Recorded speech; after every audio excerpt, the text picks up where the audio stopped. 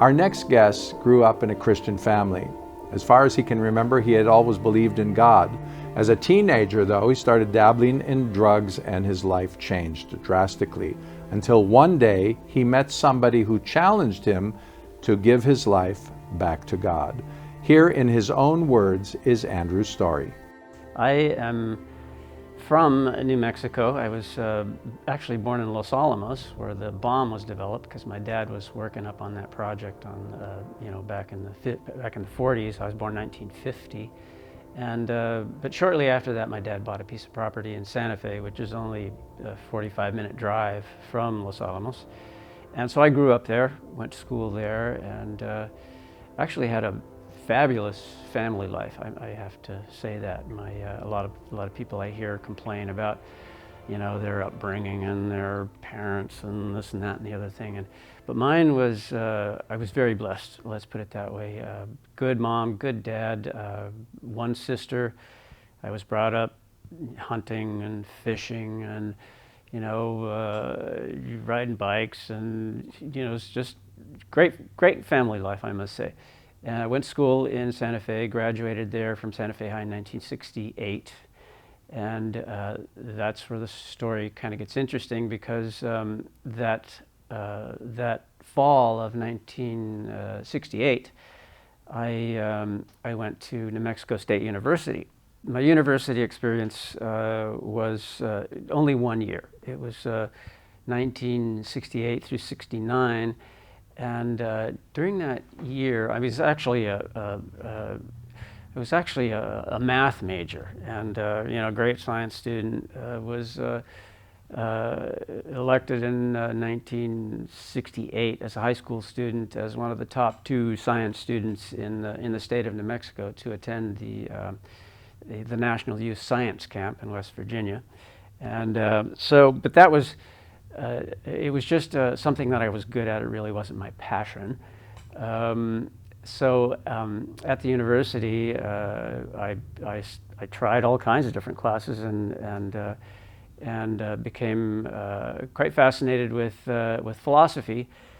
Well, and part of the reason for that, I think, is because I had this love of Jesus that my parents instilled in me since I was a child. I was brought up as a Catholic, and so I had a great reverence for the Lord, and I can't tell you exactly when I actually received Jesus and had the born-again experience, because looking back, I always believed in Jesus, and we went to this one Catholic church, St. John the Baptist Catholic Church. It was the neighborhood church, and they had this fantastic carving on the back wall of Jesus on the cross, and and just that image just was burned into my mind. I every time I went in there and looked up at the front, that's all I could think of is what he went through, and the kind of love it took to endure that kind of a sacrifice for our salvation and stuff. And so, as I say, I just loved Jesus from the time I was a kid. And so at the university, I started writing theses about Jesus himself, right? And so I was very much already, the Lord had already brought me into that space where I was just thinking a lot about Jesus, right? And at the time, this was, Vietnam War was raging, and there was a lot of protests, and the local socialists and whatnot were staging protests on campus and burning effigies of the president of the university, and among others, right? And so I went to a lot of those rallies, and I tuned in and I listened, and tried to keep up with what was going on politically, and just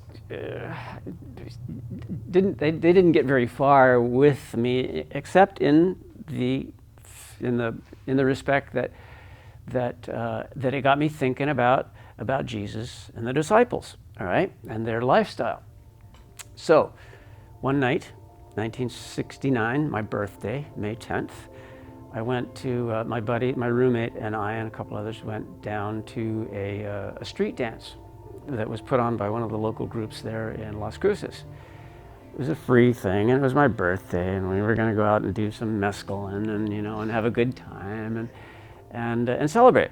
So we dropped this mescaline, went down to the dance, and within a half hour after the dance had kicked off, there was an intermission, and right at that particular time, I met a brother who for me was kind of the first personification of Jesus. It was just, here I was all this time writing about Jesus, thinking about Jesus, and all of that. Well, he gets up on a balcony and starts preaching the gospel to the whole bunch of us down there in the parking lot of the, there in the university parking lot, in the dormitory parking lot, and my attention just went, he just grabbed my attention, and I heard, passages, verses from the book of Acts and different places in the Bible that I had never been exposed to. I'd never heard, anything like what he was saying. And so that lasted, I don't know, 5 minutes or something. And then he had to rush off and disappeared into the night. Well, I tried to follow where these guys had gone and couldn't find him. Anyway, this high that I was trying to reach on mescaline just went flat, right? And all I could think about was this guy. His name was Abner. Eventually, I found out who he was, and actually named my first son after him, Gabriel Abner. And so the next day, in the dorm room, with the windows open, this is Las Cruces, and it's hot. It's warm weather all year round practically, and we hear this music, right? My roommates and I are, and it's getting close to lunchtime. We hear this music coming down the street, and I looked out the window of the dorm there, second story, and around the corner comes this Volkswagen van with a platform built onto the top of it. And a couple of guys just singing songs. I don't remember what they were, but it was definitely about Jesus, right? And they had a couple of plywood signs on the side of the van that were verses from the Bible, the Psalms and whatnot. And so I was like, oh man, this has got to be those guys from last night, right? It had to be. And so they went over to the cafeteria. It was lunchtime, so I booked it down to the cafeteria for lunch, and there was Abner. Okay, and another brother, I think his name is Hosea, and they gathered quite a crowd, and some of them were pretty raucous and not particularly friendly because there was just a lot of socialist stuff going on campus at that time.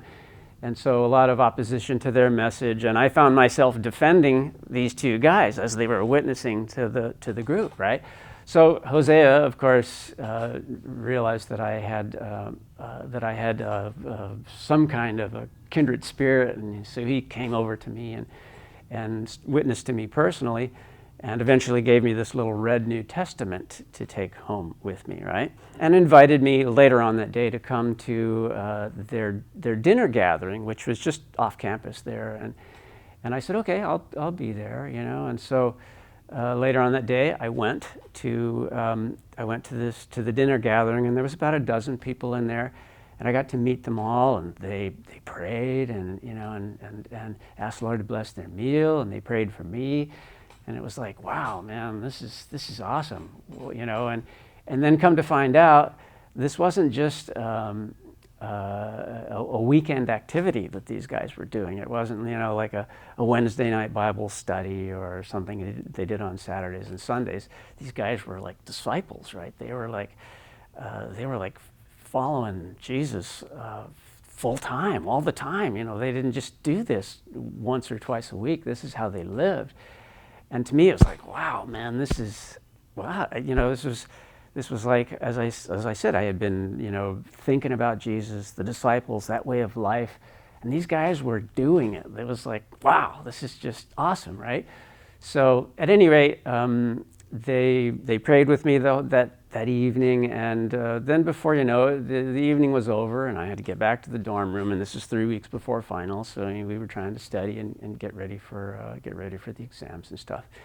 Well, the next day we found out that a very close friend of mine, who happened to be a twin brother, the two twins, we went to school together in Santa Fe, came down to university together, and one of them decided he was just going to follow this band of gospel gypsies, and he took off. He went with them. They went somewhere, and he and two others from the university just were so captivated by their message and their way of life and the love and the fellowship, and it just, they just vanished. They took off. They quit. This is 3 weeks before finals.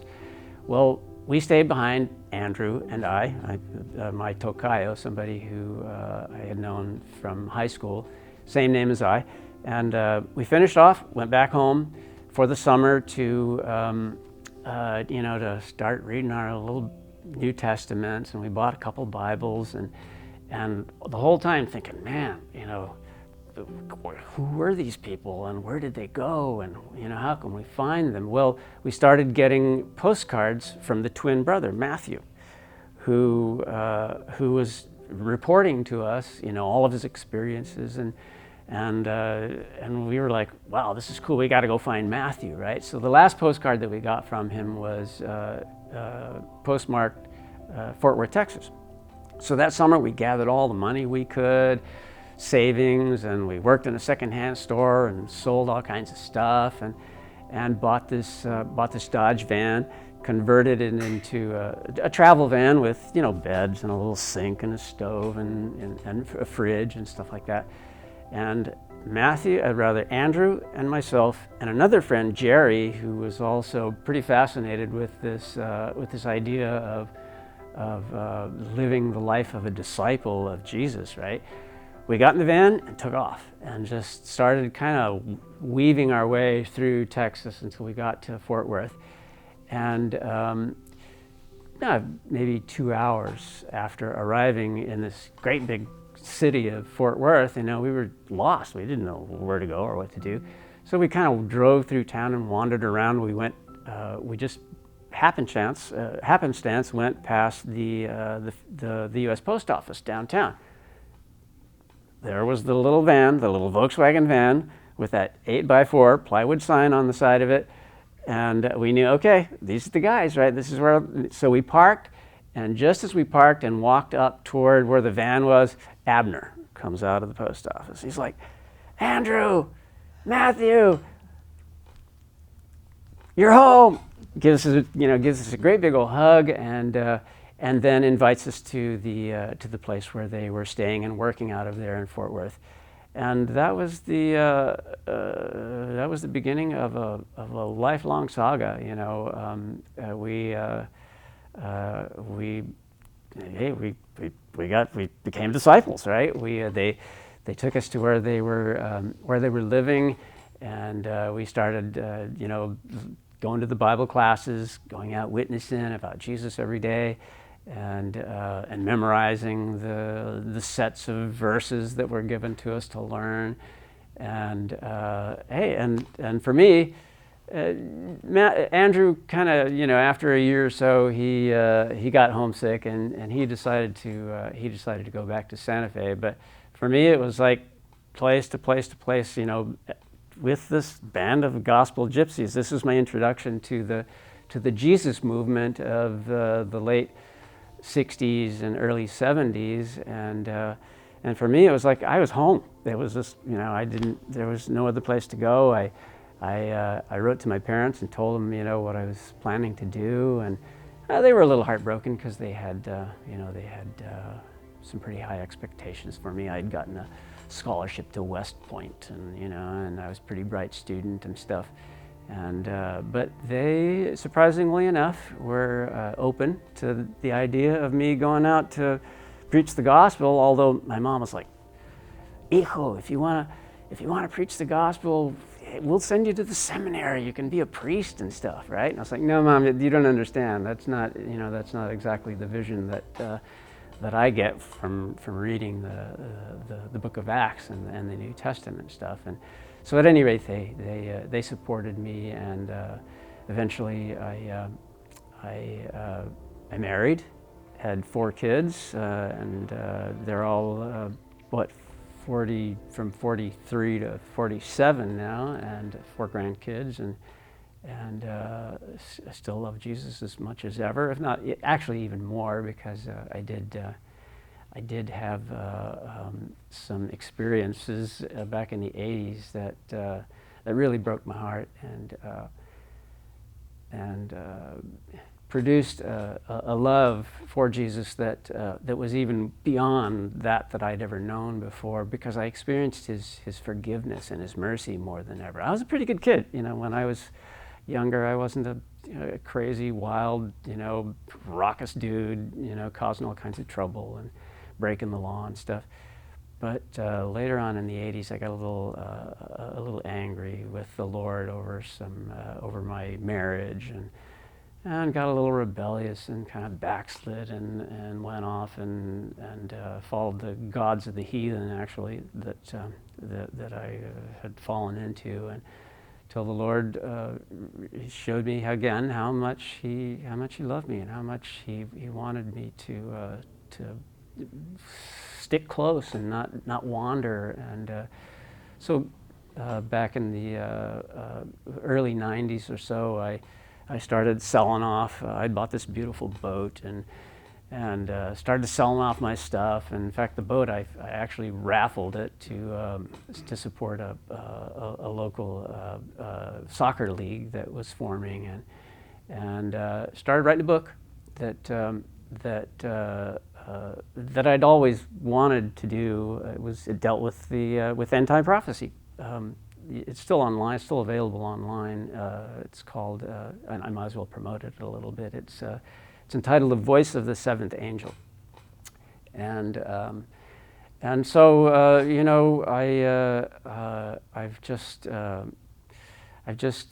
come to love the Lord more and more and more as time has gone by. He brought me through a serious bout with cancer that I was diagnosed with in late 2010, and